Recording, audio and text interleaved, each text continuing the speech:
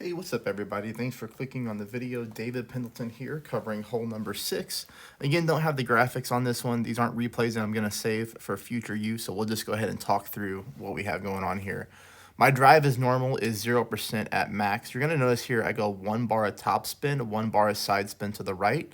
I want you to take your target and I want you to back up until there's no more plus yardage left.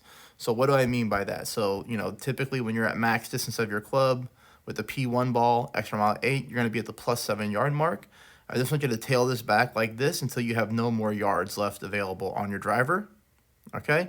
The reason that we're doing that is because we're getting almost direct headwind, so we need to push our rings in order to accommodate for the wind. And by doing this, it's going to allow us to pull our rings mostly without having to go into overpower. So again, 0% max on the drive. 1 bar top spin, 1 bar side spin to the right. We're going to be using no overpower. Just make sure you hit perfect, and then you land yourself nicely onto the fairway like this. Okay, now shot number 2 is off, but I think I got some ideas here on how to get it closer to the pin.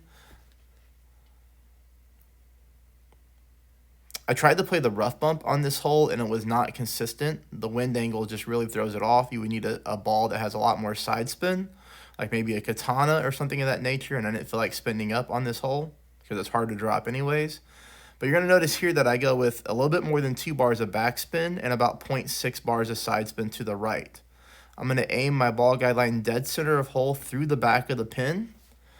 We need to add a little bit more backspin, and then my pull here is going to be 10% at mid, I believe. I forget, but like I said, I have ideas, which is why I don't have the graphics here anyways.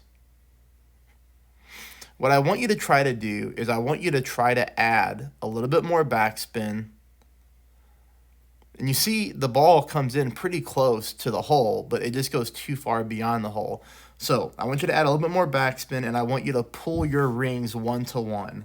I don't think this is a hole that you have to drop. If you're off to a bad start in the tournament and you have to drop this one, it's going to be a tough one to get. Make sure you practice it if you need it.